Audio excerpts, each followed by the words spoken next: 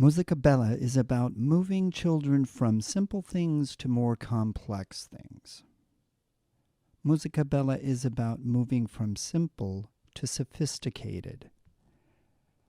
We seem to think sometimes that music that children make must be difficult. And that's usually in terms of technical facility, that it's challenging. The psychomotor skills involved in playing this or singing this are tough. And I get that.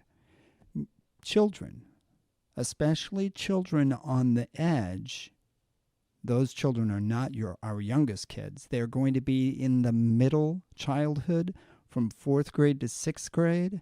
Those are on the edge of quitting music because it's lame. Those children need sophistication within their comfort zone as far as their technical facility. That's the challenge, from simple to sophisticated. Now, to give you an idea of how this is going to play out in your actual daily pedagogy, I'm going to use an illustration of a song, and the song is going to be Beethoven. Beethoven represents a song. Could be any song. Beethoven is a song. And we begin with something. We can't start with nothing, so we begin with something. And the something that we're going to begin with is either a melody. Take it out of a folk song book. If you choose a folk song, make sure that it has 5-1 at the end and that it has a strong cadence point. A pentatonic song may not have a strong cadence. You want a mi, re, do or mi, re, ti, do melody, something that ends on 5-1. Look for that. All right, so we have a melody, a folk song, whatever it is, or we have a rhythm. Say it's ba-ba-ba, and you're going to turn that into something else. Or it could be a series of harmonic changes that you're going to get your kids to sing, such as bum, bum, bum, bum, 1-1-5-1. We begin with that. Now, when you're beginning with this, and if it's not a melody that you're taking from a folk song book, you need to create something that is a complete musical thought. And this is important, a complete musical thought, 4 or 8 bars long. It has that natural ebb and flow. And a complete musical thought is going to have a half cadence. If it's 8 bars long, that half cadence will be on the 4th bar, and a full cadence on the last bar. This is basic songwriting 101. A complete musical thought. Now, the half cadence in a rhythm might sound like this. Ba ba ba ba ba ba ba ba ba.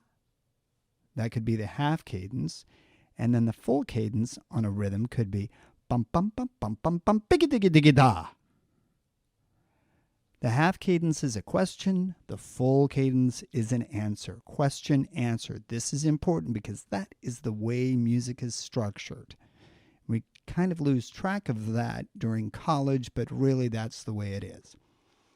A complete musical thought is going to be of one or two types of music. It's going to be 2 A's, a B, and an A, or it's going to be 3 A's and a B, such as bum ba ba bum ba ba bum bum ba yum ba ba bum ba ba bum bum ba ya ba ba ba ba ba ba ba ba ba ba ba ba yum ba ba bum bum bum bum ba. That's 2 A's and a B, or it could be 3 A's and a B.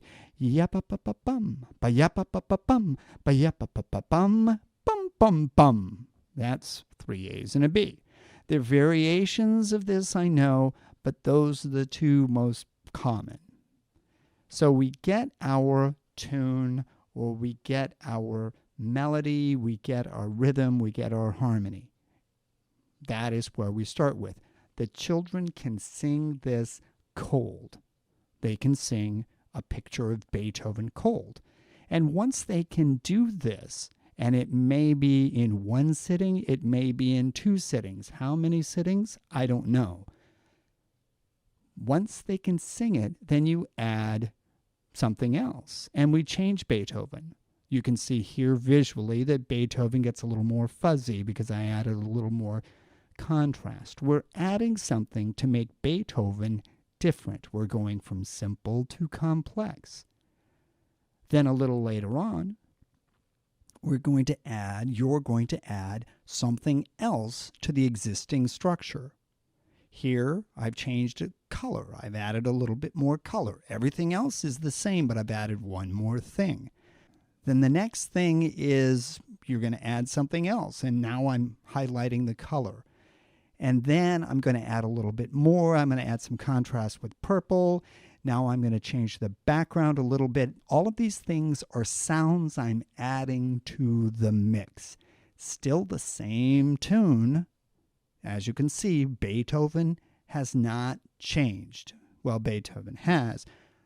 We know it's Beethoven. Beethoven is still there. Think about it as theme and variations if you want. Then I can radically do something different and change maybe the mode, maybe the meter.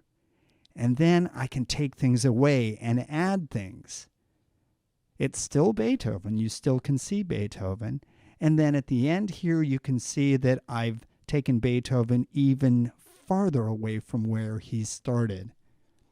He's very sophisticated now compared to where he was a simple line drawing. Now, the question you may ask is, how long is this going to take? Again, I can't answer that. However, it might be, and this however is kind of common sense, younger kids won't go as fast as older kids. Duh. So it could be that you're just going to, in one or two settings or two times with your younger kids, kindergarten, first and second grade, you might just be able to add one thing or two things to a song, and that's it. It could be that you have the most brilliant group of early childhood folks. You have a second grade class that is brilliant, and you get to zip through all of these pictures to get to the final picture in 10 minutes. That's probably not going to happen, and it could.